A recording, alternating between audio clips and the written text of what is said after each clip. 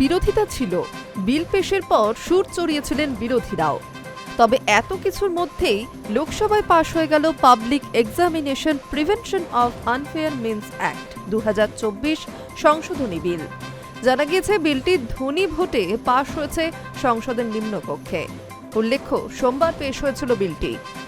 দিন দুয়েক আলোচনা হয় বিলটি নিয়ে, তবে বিরোধীদের দাবি সত্ত্বেও প্রধানমন্ত্রী নরেন্দ্র মোদী এই বিলের আলোচনায় অংশ নেননি।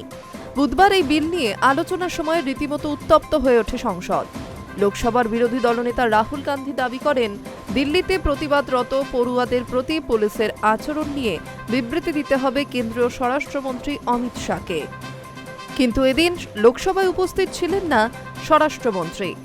রাহুল গান্ধীর এহেন মন্তব্যের পরই লোকসভায় ভোটাভুটি শুরু হয়। ধ্বনি ভোটের মাধ্যমে সিদ্ধান্ত গ্রহণের মধ্যেই বিরোধীরা ওয়াকআউট করেন। শেষ পর্যন্ত বিল পাশ হয়ে যায়। কয়েকদিনের মধ্যেই তা পেশ হবে রাজ্যসভাতেও। প্রসঙ্গত, গত ৩রা মে ডাক্তারি সর্বভারতীয় পরীক্ষা হয়। লক্ষ লক্ষ পড়ুয়া পরীক্ষায় বসে, কিন্তু সপ্তাহখানেকের মধ্যেই প্রকাশ্যে আসে প্রশ্ন ফাঁসের খবর। বাধ্য হয়ে পরীক্ষা বাতিল করে এনটিএ। হতাশায় বহু পড়ুয়া আত্মঘাতীও হন। দেশজুড়ে দাবি ওঠে, পদত্যাগ করুন কেন্দ্রীয় শিক্ষামন্ত্রী ধর্মেন্দ্র প্রধান। ঘটনার তীব্র নিন্দা করে প্রধানমন্ত্রী বলেন, প্রশ্ন ফাঁসটা ঘোর পাপ হয়েছে। তবে প্রশ্ন ফাঁসের ঘটনা প্রকাশ্যে আসতেই সরকার পদক্ষেপ করেছে। তারপরেই প্রশ্ন ফাঁস বিরোধী আইন সংশোধনে বিল আনে মোদী সরকার। বিলে বলা হয়েছে, দোষীদের 3 থেকে 5 বছরের জেল, সর্বোচ্চ 10 লক্ষ টাকা জরিমানা এসব শাস্তির ব্যবস্থা থাকবে।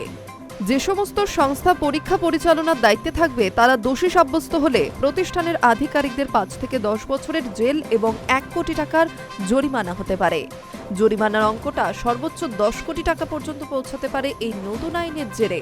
সোমবার এই বিল পেশ করেন কেন্দ্রীয় মন্ত্রী জিতেন্দ্র সিং। দুদিনের মধ্যে পাশ হয়ে গেল সেই বিলটি। Hi news network.